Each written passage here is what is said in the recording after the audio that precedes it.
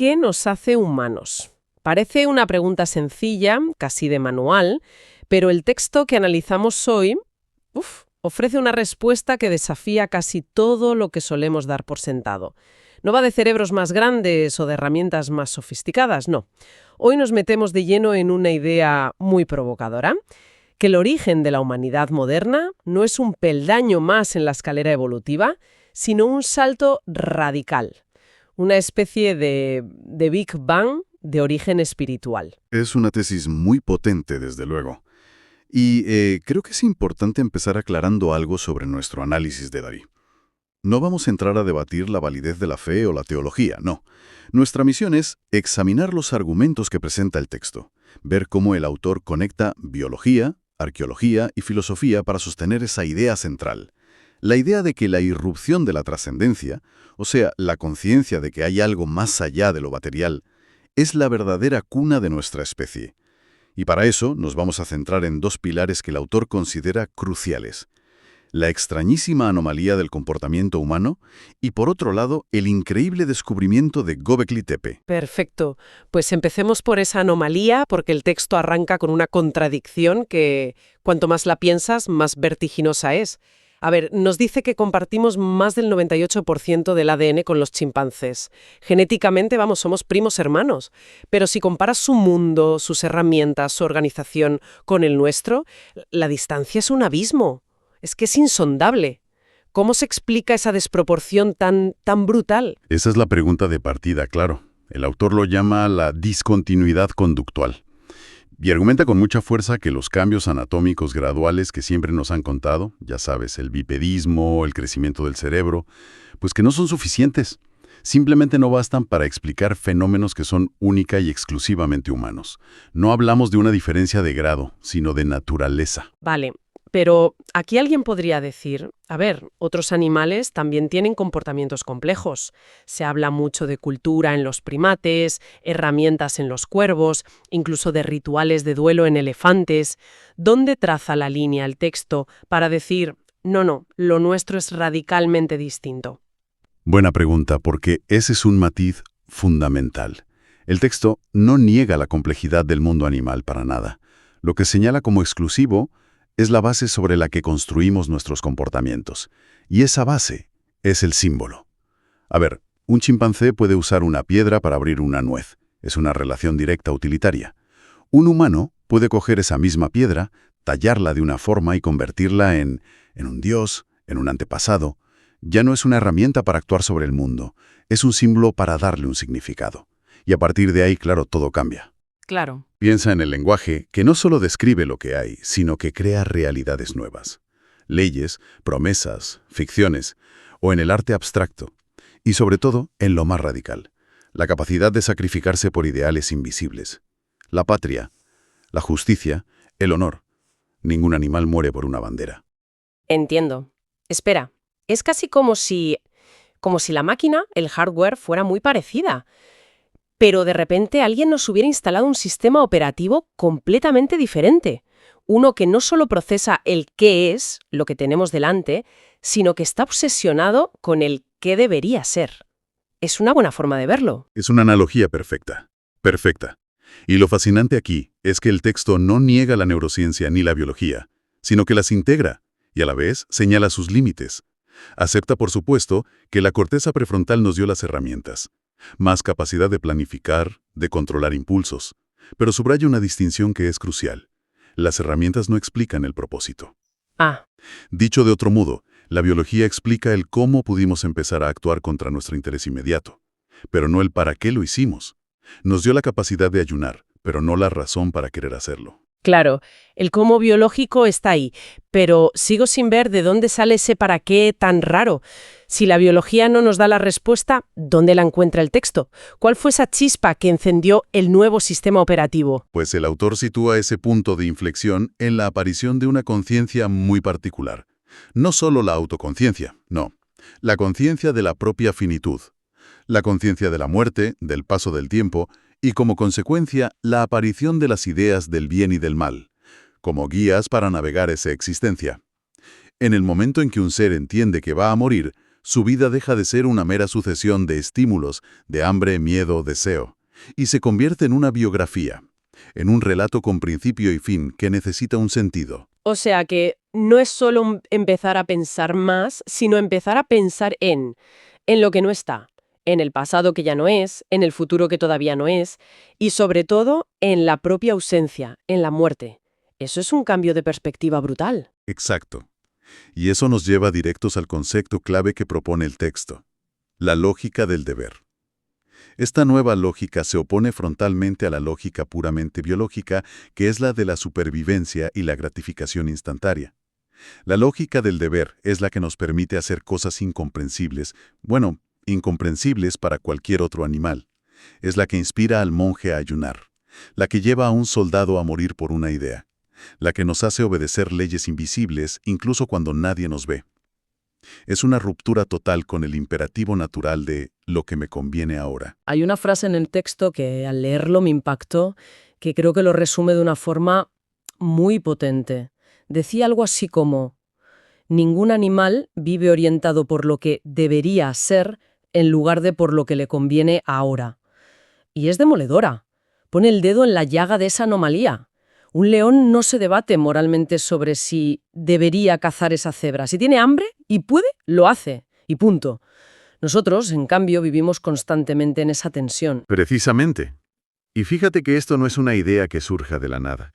El texto la enraiza en tradiciones filosóficas muy profundas, argumentando que no son meras invenciones culturales, sino intentos de explicar esta anomalía. Menciona, por ejemplo, a Platón, para quien el ser humano está orientado hacia el bien, algo abstracto y superior. O la tradición judeocristiana, donde el ser humano es creado a imagen y semejanza de Dios, y por tanto puede trascender su naturaleza animal. Lo que hace el autor es tomar esta idea clásica y darle la vuelta. No es que seamos capaces de esto porque somos humanos, sino que somos humanos porque en algún momento esta capacidad irrumpió en el mundo. Fue la causa, no la consecuencia. Vale, entiendo. Pero todo esto suena muy filosófico. Me imagino que el texto debe apoyarse en alguna evidencia física, ¿no? Porque si no, corremos el riesgo de que sea una teoría muy bonita, pero imposible de demostrar. Y ahí, justo ahí, es donde entra la segunda parte del argumento, la que el autor considera la prueba arqueológica definitiva. Y aquí hablamos de Göbekli Tepe. Para quien no lo conozca, es un lugar que te vuela la cabeza. Un complejo monumental en el sur de Turquía, datado en más de 11.000 años. 11.000. Para ponerlo en perspectiva, eso es 6.000 años más antiguo que Stonehenge. 6.000 años más antiguo que Stonehenge, sí. Y 7.000 más que las pirámides de Giza. Es casi inconcebible. Y lo más increíble es quién lo construyó, ¿verdad? Exactamente. Fue construido por cazadores-recolectores. Gente que, en teoría, vivía al día, sin agricultura, sin poblados permanentes, sin cerámica, sin escritura. Y sin embargo, estos grupos nómadas se organizaron para levantar enormes pilares de piedra en forma de T, algunos de hasta 5 metros y 16 toneladas. Los tallaron con relieves increíblemente sofisticados de animales. Y el detalle crucial, no hay ni rastro de que fuera un lugar para vivir. No hay hogares, ni cocinas, nada. Era, inequívocamente, un espacio sagrado, una catedral en la colina, como lo llamó su descubridor. Es que es alucinante, porque esto dinamita por completo la narrativa del progreso humano que casi todos hemos estudiado en el colegio.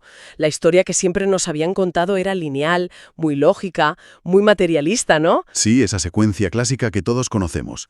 Primero, los humanos inventan la agricultura. Vale. Eso permite la sedentarización. Segundo, la agricultura genera excedente de comida. Lógico. Tercero, con comida de sobra, la gente se especializa y crea asentamientos, las primeras ciudades. Y solo al final, como una especie de lujo cultural, con la sociedad ya organizada, surge la religión, los templos. La secuencia era, primero el granero, luego la ciudad y al final el templo. Pero Göbekli Tepe le da la vuelta a la tortilla por completo. Radicalmente. Y aquí el texto pronuncia la frase que es la tesis central de esta parte, y que lo resume todo. Dice: no fue el granero el que creó el templo, fue el templo el que hizo posible el granero. La idea es que la necesidad de reunirse para los ritos, para conectar con lo sagrado, fue el verdadero motor que impulsó la cooperación a gran escala. Construir algo así requería una organización sin precedentes, Y esa necesidad de cooperar para lo sagrado pudo ser el catalizador que llevó a la agricultura. ¿Por qué? Pues porque necesitas alimentar de forma estable a cientos de personas trabajando juntas durante mucho tiempo. Lo sagrado como origen de la cohesión social. Entonces, si juntamos las dos mitades del argumento, por un lado, la anomalía de un comportamiento guiado por el deber, y por otro, este templo imposible, la imagen que emerge es casi herética desde un punto de vista puramente materialista. La conclusión es audaz, no hay duda. Que la espiritualidad, el sentido de lo trascendente, no fue un subproducto de la civilización. No fue un añadido cultural, fue su causa. El ser humano no es, según esta perspectiva, simplemente un animal que aprendió a pensar mejor. Es un ser al que, en palabras del autor, se le abrió la trascendencia. Y ese evento, ese despertar a una realidad más allá de lo visible, lo cambió absolutamente todo. Nos permitió romper con la naturaleza, con la lógica del estímulo-respuesta, para empezar a guiarnos por símbolos, relatos y valores. Hay una imagen con la que el texto cierra esta parte del argumento que me parece poética, pero muy potente. Dice, antes de la economía hubo rito, antes de la política hubo altar, antes de la ciudad hubo templo. Y te deja pensando, porque le da la vuelta a toda la jerarquía de prioridades que solemos asumir sobre cómo se construye una sociedad. Pone lo simbólico, lo no utilitario en la base de todo lo demás. Exacto. Es una inversión completa. Sugiere que lo que nos hizo capaces de crear la economía y la política fue primero nuestra capacidad de imaginar y comprometernos con algo que no se podía comer ni tocar. Desde luego desafía el relato convencional y nos obliga a mirar nuestros orígenes desde un ángulo completamente diferente. Y claro, todo esto te obliga a mirar nuestro propio mundo, ¿no? El texto argumenta que nuestra civilización se construyó sobre un sentido compartido de lo sagrado. Ese fue el pegamento que permitió el sacrificio por el bien común, la cooperación a gran escala. La pregunta que inevitablemente queda flotando en el aire es, en un mundo contemporáneo donde ese sentido compartido de lo sagrado parece debilitarse o fragmentarse, ¿qué es lo que sostiene ahora nuestra capacidad de colaborar? ¿De dónde sacamos esa energía para construir proyectos a largo plazo que trasciendan el interés inmediato de cada uno? Hoy vamos a abordar una pregunta que a primera vista parece sencilla, de manual de psicología, pero que esconde uno de los mayores abismos que nos separan del resto del reino animal. Es una pregunta fundamental, desde luego, totalmente. Pensemos en esto. Una rata en un laboratorio.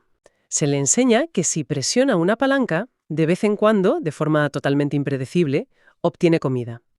Esa rata va a presionar la palanca sin descanso, de forma frenética, a veces hasta el colapso. Sí, hasta el agotamiento físico. Ahora, traslademos esa escena. Un casino, una persona frente a una máquina tragaperras. El principio es exactamente el mismo. Recompensa variable, incierta, y sabemos que puede ser muy adictivo, que te puede atrapar. Claro. Y sin embargo, esa persona, en un momento dado, puede mirar el reloj, pensar en sus hijos, en sus deudas, y simplemente se levanta y se va. ¿Por qué? ¿Qué es lo que nos permite, a diferencia de esa rata, decir se acabó? Es que esa pregunta va directa al núcleo de la cuestión. Porque no es simplemente que seamos más listos o que tengamos más fuerza de voluntad. Es que operamos con un sistema de reglas completamente diferente. La rata está jugando a un juego y nosotros, aunque estemos en la misma habitación, estamos jugando a otro. A otro juego, exacto. Pues ese es nuestro objetivo hoy. Vamos a sumergirnos en los fundamentos del conductismo, partiendo de los experimentos de B.F. Skinner, para entender no solo cómo funcionan esos mecanismos de recompensa, sino para entrañar qué es esa capacidad humana de romper el hechizo. De decir basta. Eso es. Vamos a analizar por qué, como sugieren las fuentes que tenemos, la diferencia no es de grado. No es que seamos animales con un cerebro más potente, no. Hay una discontinuidad, una ruptura radical. Sí, es un salto cualitativo. Vale, pues entremos en materia. Tenemos delante un análisis fascinante sobre el condicionamiento y la voluntad. Y para entender la ruptura, como decíamos, primero hay que entender la trampa. Así que empecemos por el principio de todo, el montaje experimental que lo reveló. ¿La caja de Skinner? Exacto. Descríbenos un poco esa famosa caja de Skinner y, sobre todo, explícanos por qué ese mecanismo, el programa de razón variable, es tan diabólicamente eficaz. Claro. A ver, fíjate, estamos en los años 30-40. B.F. Skinner quiere estudiar el aprendizaje de una forma puramente objetiva, sin especular sobre pensamientos o sentimientos, nada de eso. Solo conducta observable, solo conducta. Y para eso crea un entorno totalmente controlado que hoy conocemos como la caja de Skinner. Es un espacio simple, aislado, donde mete a una rata, o más a menudo una paloma.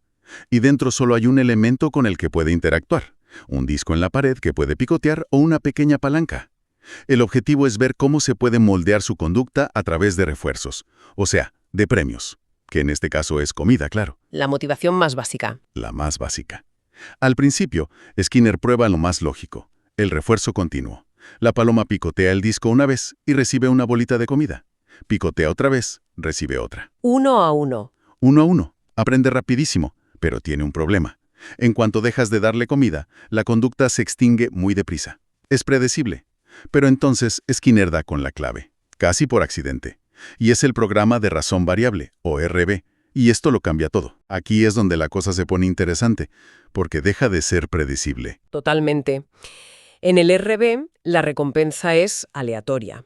La paloma picotea y no pasa nada. Picotea 5 veces más.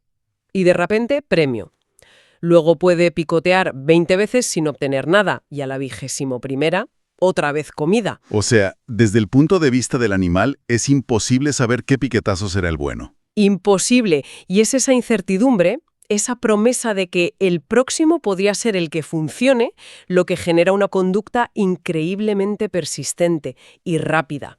Es el motor de una máquina tragaperras, pero también es el motivo por el que revisamos el móvil esperando una notificación interesante. Totalmente. O porque seguimos deslizando el dedo en una aplicación de citas esperando el siguiente match. Es el mismo principio. Es exactamente el mismo principio. Es fascinante y un poco aterrador, porque el resultado en los animales es brutal. No es que se vuelvan persistentes, es que se vuelven casi autómatas. Se vuelven autómatas, ¿sí? La conducta se vuelve frenética. Y es crucial entender la lógica interna del animal. La paloma no tiene la capacidad de pensar, bueno, en promedio recibo comida cada 10 picotazos, así que me puedo relajar. No. Su realidad es el instante. Es el instante. Cada picotazo es una posibilidad aislada.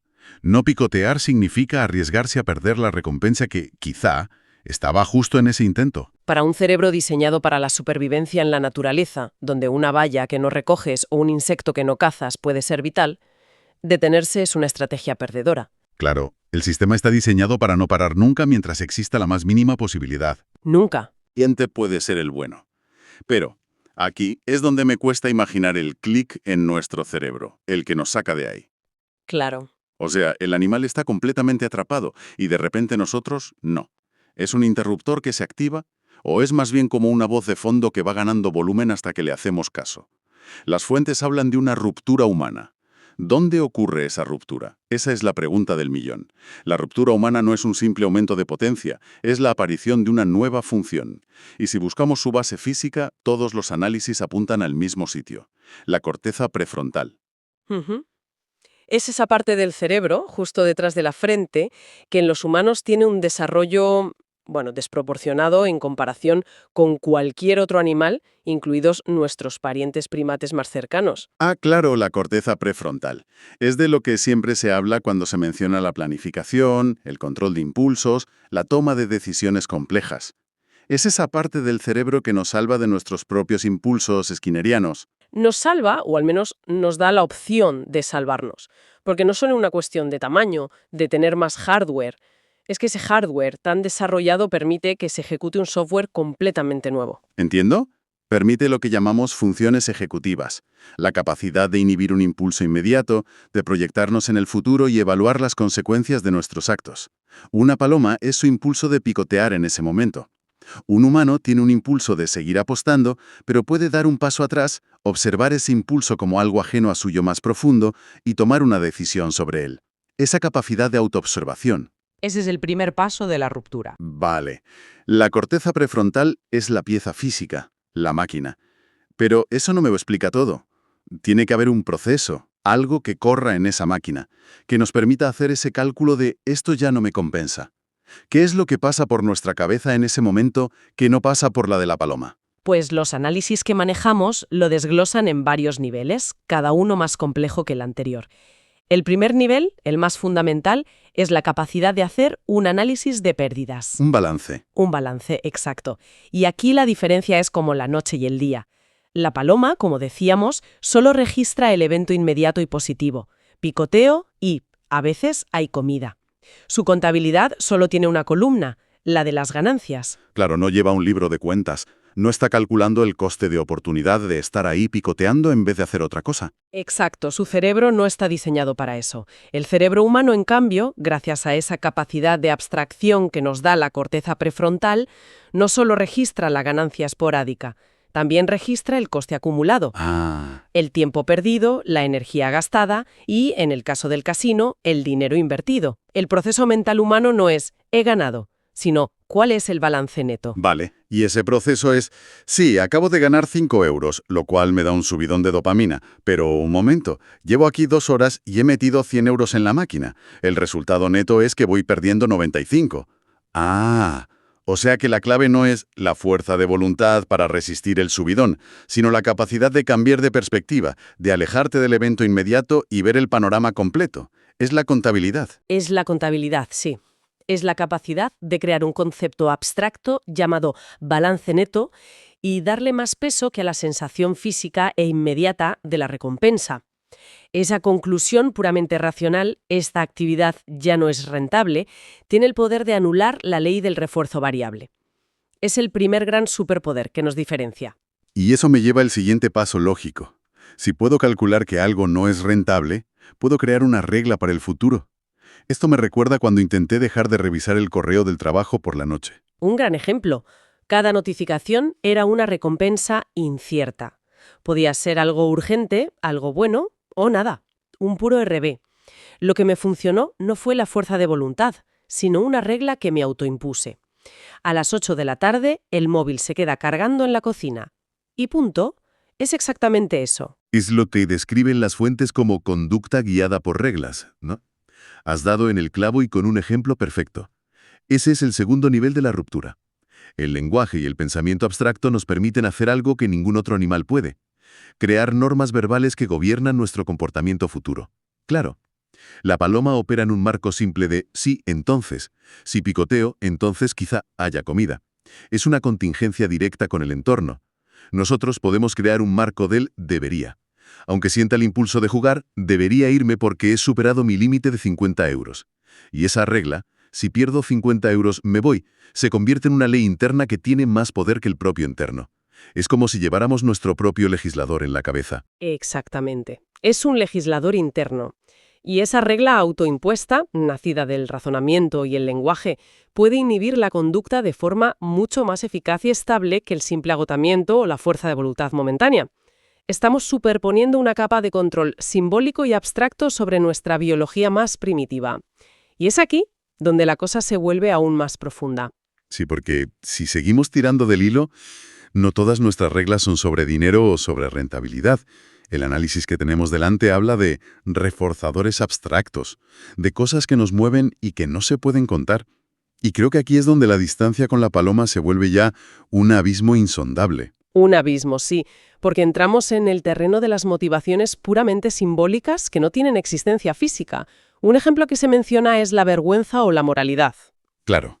No porque haya hecho el cálculo de pérdidas, sino por la oleada de culpa que siente al pensar en su familia, o por el miedo al juicio social, a lo que pensarán los demás si se enteran.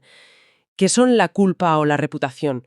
Son constructos sociales, ideas, no existen en el mundo físico de una rata. O pensemos en un artista que elige vivir en la pobreza en lugar de venderse y hacer un arte comercial que no respeta. No hay un balance neto positivo ahí, en términos económicos. Al revés. Lo que le frena, lo que le guía, es un valor abstracto como la integridad artística. Un ejemplo magnífico. O pensemos en algo todavía más extremo que mencionan las fuentes: el deber. Pensemos en un bombero que entra en un edificio en llamas. Todo su sistema de recompensa inmediato, el sistema de Skinner, le grita que huya, que busque la supervivencia, que es el refuerzo más potente de todos, el instinto básico. Pero una regla abstracta, un valor que llamamos deber o responsabilidad, anula por completo ese instinto primario. Ningún animal opera así.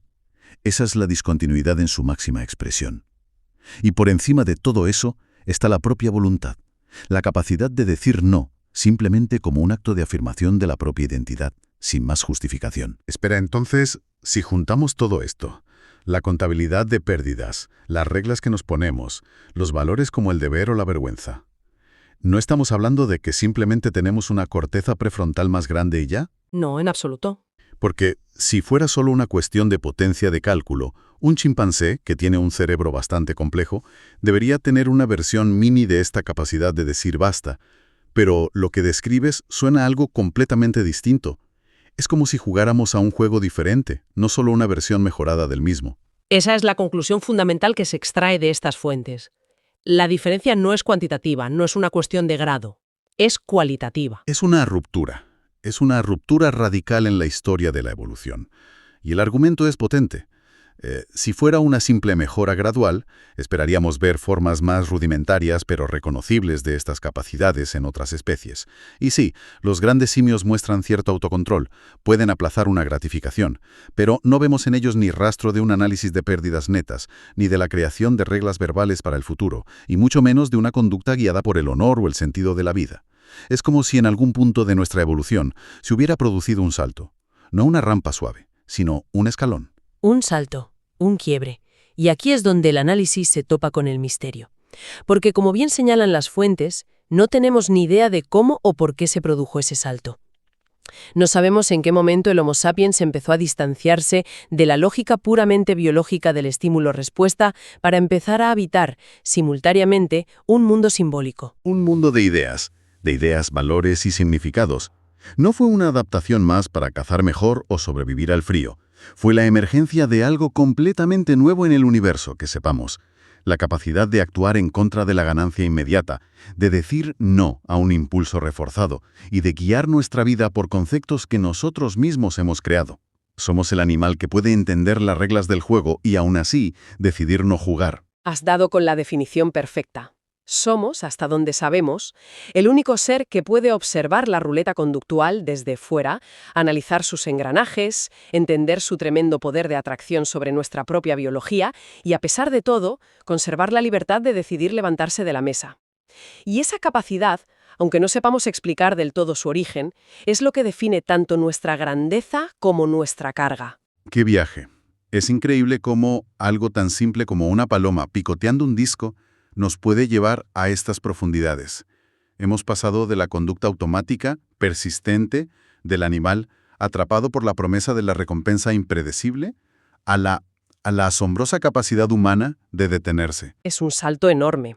Una capacidad que se apoya, sí, en el hardware de nuestra corteza prefrontal, pero que se manifiesta a través de un software complejísimo, el análisis abstracto, las reglas que nos inventamos para gobernarnos y, en última instancia, esos valores simbólicos que nos permiten dar un sentido a nuestras acciones más allá de la pura supervivencia. Y si nos quedamos con una idea central, es esa. La habilidad para decir no a un impulso que el propio entorno está premiando no es una simple diferencia de potencia.